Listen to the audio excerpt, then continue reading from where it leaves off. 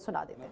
और 5 विधानसभा सरगुजा संभाग के और 2 विधानसभा कल और परसों करेंगे। फिर उसके बाद फिर उदयपुर के सम्मेलन में जाना है। तो आज लुंड्रा, कल सीतापुर 2 विधानसभा। सर, एक अधूरे वीडियो को बीजेपी लगातार आपका प्रचार कर रही है सोशल नेटवर्क में। रमन सिंह ने भी ट्वीट किया है, कैसे देखते हैं सर इसे? यहाँ तक कि उस घटना के बारे में है कि वो महिला अपनी बात कह रही थी। अब ये वीडियो किस प्रकार से डाले हैं वो तो आजकल सब चलता है, इन लोगों का काम ही यही है। उसके बारे में मुझे कुछ नहीं कहना, लेकिन ये है कि वो महिला दुखी थी और मुझे इस बात का दुख है कि मैंने उसे डांटा। मुझे डांटना नहीं चाहिए था। वो अपनी पीड़ा बता रही थी तो मुझे डांटना नहीं चाहिए था, इस बात का मुझे दुख है। दूसरी बात, ये लोग जो राजनीति कर रहे हैं इसके पास अब कुछ है ही नहीं। रमन सिंह भूल गए विधानसभा में स्वर्गीय नंद कुमार पटेल को क्या बोला था? Manufacturing defect. क्या मतलब होता है इसका? वो बड़े सज्जन बनते हैं और उन्होंने मैन्युफैक्चरिंग डिफेक्ट मतलब क्या होता है और रमन सिंह जी बता दे। मैं तो एक घटना बता रहा हूँ, रमन सिंह की बहुत सारी बात बता सकता हूँ मैं।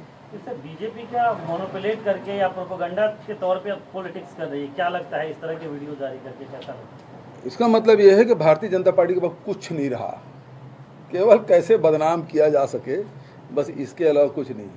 उनके पास न कोई कार्यक्रम है, न उनके पास कोई नेता है और सर फुटबॉल उनके अंदर चल रहा है। और इस कारण से अपनी पोजीशन बचाने के लिए अब रमन सिंह इस नीची हरकत में आ गए।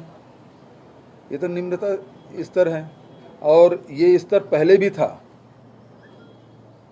लेकिन वो छिपा ढका था और इस कारण से लोगों को दिखाई नहीं पड़ता था। अब तो असली चेहरा सामने आया है, एक एक करके एक परत खुलती जा रही है, उसके चेहरे सामने आते जा रहे हैं। सर, रमन सिंह ने आपके जो मुलाकात कार्यक्रम है उसको संयोजित बताया, क्योंकि स्कूल बंद है और स्कूलों में बच्चों को लाया जा रहा है। मैं तो स्वामी आत्मानंद अंग्रेजी स्कूल जाऊंगा तो कुछ बच्चे मिलने आएंगे ही,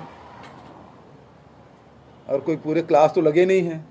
कुछ बच्चे जो पास में हैं वो आएंगे तो अपना अनुभव भी बताएंगे कि कैसे चल रहा है। उसके पेरेंट्स से मिल रहा हूँ और जितने भी कार्यक्रम हैं उसमें कोई गाड़ी घोड़ा लगा नहीं है, स्वस्फूर्त आ रहे हैं।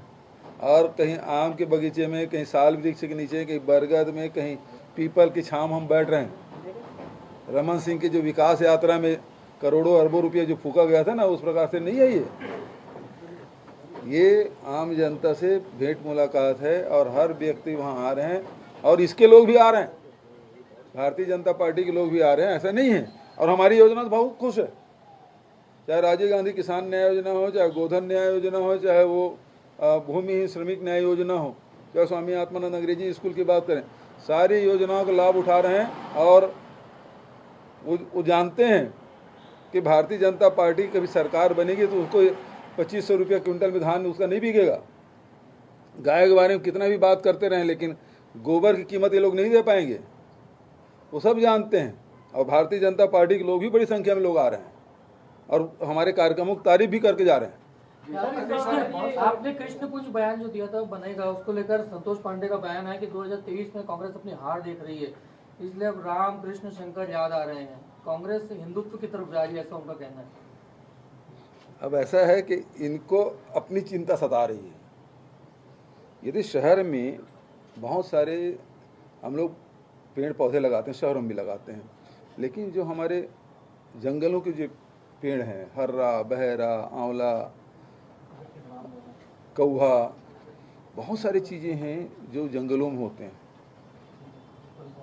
अब पीपल, बरगद गांव में देखने को मिलता है। तो यदि 1 एकड़ ज़मीन में ये सारी चीज़ हम लगा दें, 1 एकड़ 2 एकड़ ज़मीन जहाँ जितना खाली जगह, और उसका नाम कृष्ण कुंज दे दिए, तो इनको तकलीफ क्या है? और ये तो वोट के लिए भगवान को मानते हैं, वरना इनकी आस्था नहीं है उसमें। ये केवल चुनाव आता है तभी जय श्री राम बोलते हैं, बचा समय इन लोगों को याद नहीं आता। ये जब अयोध्या वाला मामला भी आप देखेंगे तो 1925 से बना है, तो 1975 तक के 80 तक वो क्या कर रहे थे? तब उनको राम की याद नहीं आई। वो तो देखा कि इससे वोट मिल सकता है, इसलिए वो कूदे वहाँ, नहीं तो वो तो सन 52 से चल रहा है केस। अयोध्या मंदिर का केस तो आज़ादी से पहले से चल रहा था, ये तब तो चुप थे।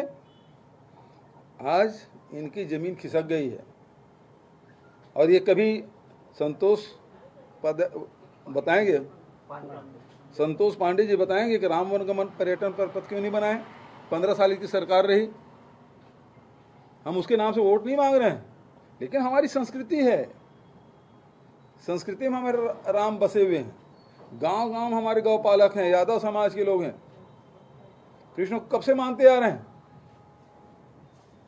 दीपावली के समय सारे दोहा उसी के नाम से बना हुआ है। अब तो हमारे साहू समाज के लोग भक्त माता कर्मा के साथ कृष्ण की पूजा कर रहे हैं। तो राम है, कृष्ण है, शिव है, ये सब हमारे जनजीवन में रचा बसा है। बूढ़ा देव कह रहे हैं, वो कौन है? देवाधिदेव महादेव कौन है? आज से कर रहे हैं क्या? भारतीय जनता पार्टी को सिखाए क्या इस चीज को? हजारों साल से चला रहा है जो परंपरा, उसको हम लोग बीजेपी जो है वो 2023 के चुनाव नरेंद्र मोदी के चेहरे पर लड़ेगी, तो इससे कांग्रेस को फायदा है या नुकसान? रमन सिंह क्या कहे? रमन सिंह कहा कि मोदी जी बड़ा चेहरा है, मतलब अभी भी अपने आप को छोटा चेहरा बता ही रहे हैं। वो पुरंदेश्वरी को मना करने के बाद भी ठिठाई में लगे हुए हैं, उसके मना कोई चेहरा नहीं, ऐसा बोलते तब भी बोलते हैं हाँ मैं छोटा चेहरा हूँ। अब वो कहते हैं कि मोदी जी बड़ा चेहरा है, इसका मतलब ये है कि वो छोटा चेहरा बना ही रहना चाहते हैं। कोयला खदानें जो है उसके लिए हल करने के लिए टाइम लिमिट सेट किए हैं बहुत सारी चीज़ें हैं जिसके लिए फंड उपलब्ध है, कुछ चीज़ें हैं जिसको हमको बजट